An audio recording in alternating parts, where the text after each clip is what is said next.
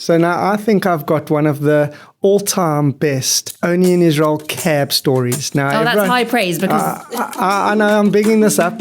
Hi, I'm Sans. And I'm Shira. This is Gift of the Gab, where we take contemporary issues and look at them through a giving lens.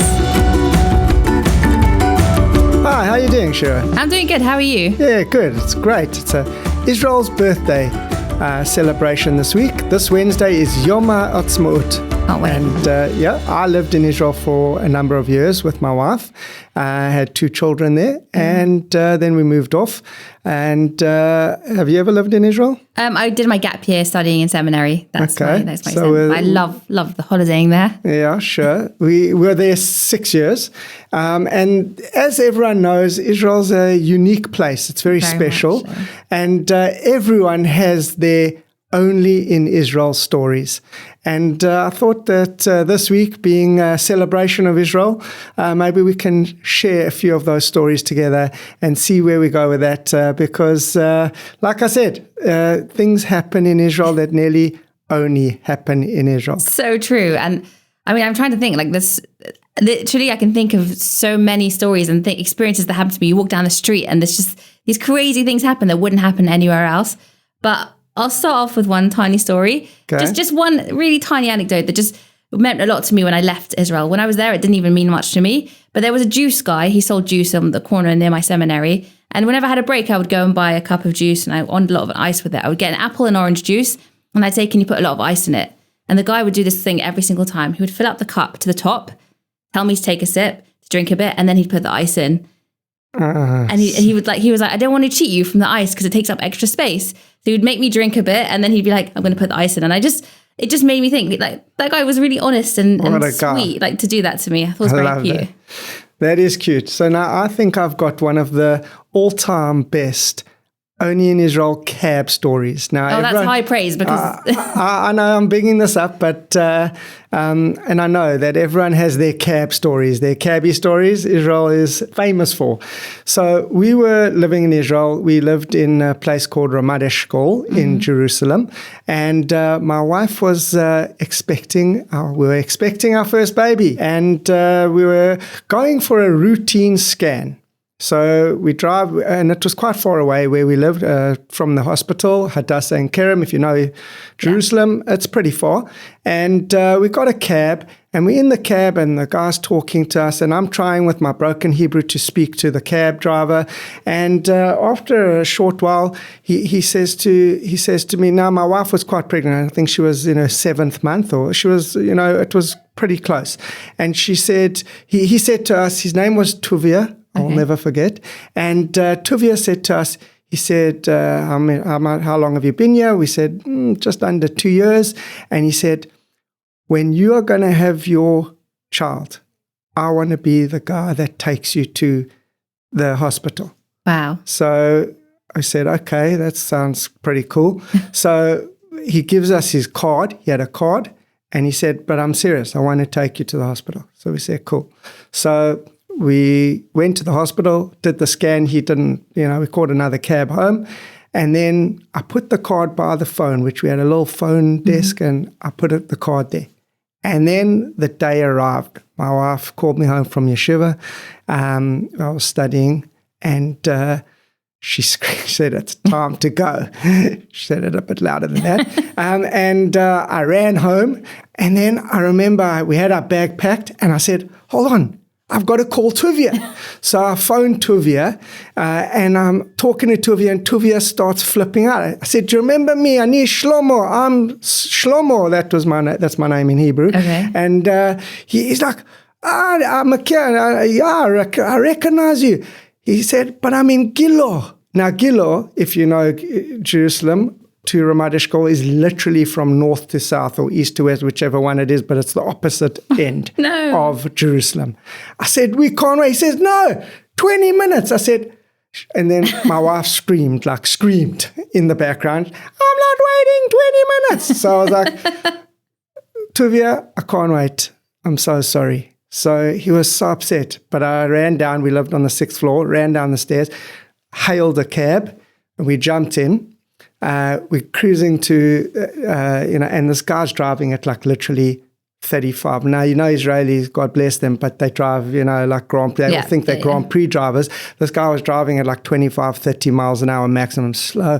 I'm like, can you hurry up? My wife's screaming in the back, and he's going, Gregor, don't worry. I've had 6 children born in this cab. I was like, you're not having number 7. Just hurry up. He said, you just say Psalms. You just stay here and say Psalms. You say Tehillim.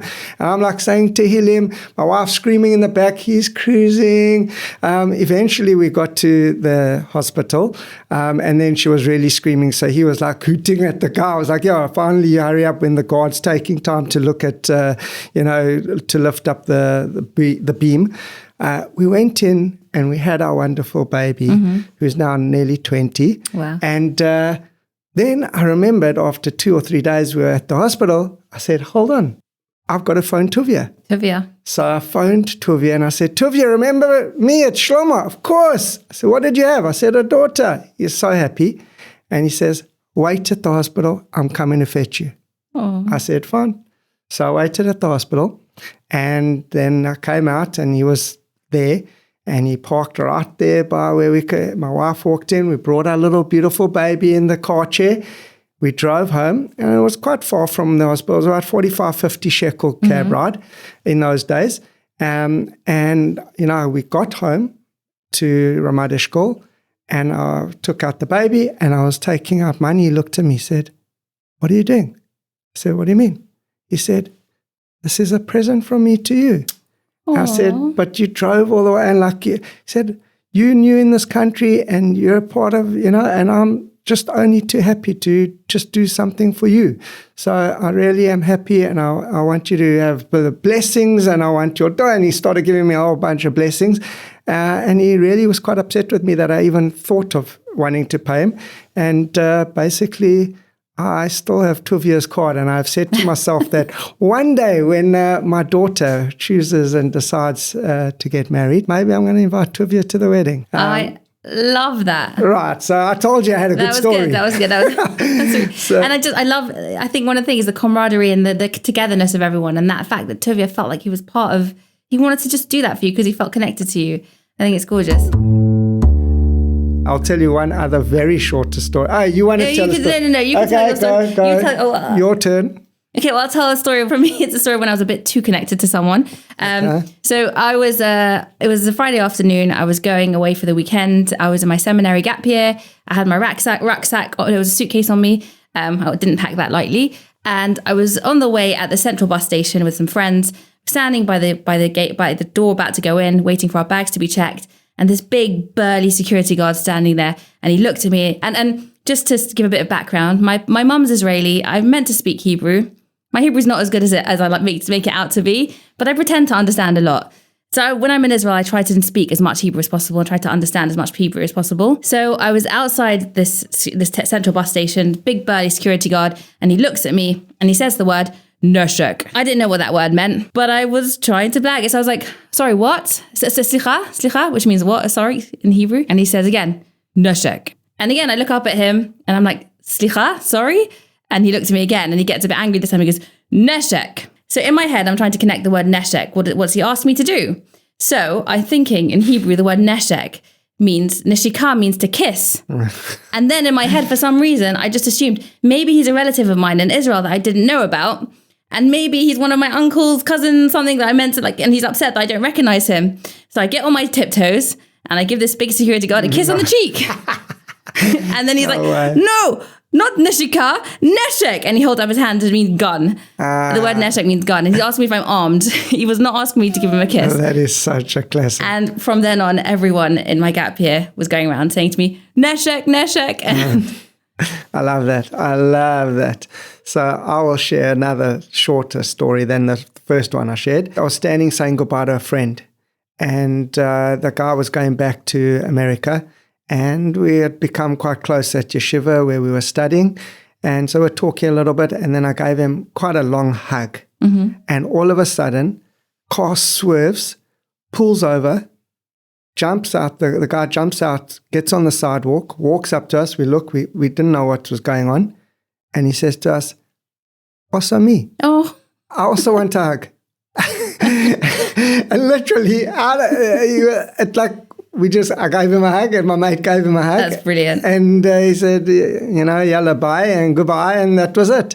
And it was just, those are the kind of stories that stick with you that, probably only happen in Israel, or we think so. So, that was a good one. Back to my theory of the whole togetherness, the fact that we're all connected. Like, is that why you think people are? Yeah, I personally think we are one family. There's division in Israel, and we've seen it, come Recently, up about, recently, and it's very painful. Yeah. It's enormously painful. But I do believe really deep down it's because we're like one family, and brothers and sisters scream at each other. Yeah. And they get frustrated, and they can be quite angry and upset. And but deep down, I do believe we really know that we're one family, and that's the truth. And I see that how it manifests in so many different ways. And these are the kind of stories that just happen. And I've got many more, and I'm sure you have got too. So many. But we do. We care. You're right. We care about our siblings. We care about the people around us. We treat them like they're familiar to us, even if they're strangers. And you can be angry and scream and shout and get frustrated, but there's a deep down togetherness. There's a deep down, and we see it often, when times are difficult, and unfortunately our enemies choose to, maybe attack us. Yeah, we see immediately all the divisions are gone completely. I remember I was there during the second Intifada. There was an uprising. It was a very difficult time. We were very close to certain, incidences, and very scary. But you just see people with kippot, yarmulke head coverings out, jeans, t-shirts, doesn't matter, big beards, it doesn't matter. Everyone's helping each other. It really didn't matter. I remember it clearly. Everyone's there for each other. I love that. So I think that we can celebrate Israel. And I think it's a message that we can take with us even in the UK. Even though there are queues and people are quite orderly, and there is that standoffishness, I think there's a time where we can treat people around us with a bit of care and love. And of course, that's the way we have to be, and that's just how it should be. So with that in mind, I wish Israel happy birthday, many more, in health and success. And until the next time, keep doing good things. Gift's mission is to inspire and enable lifelong giving. Subscribe to Gift of the Gab podcast wherever you get your podcast from. And feel free to drop us a note at podcast@jgift.org if you have any comments or any suggestions of what we should be talking about in future. And of course, check us out on social media @Gift Charity for ways to get involved.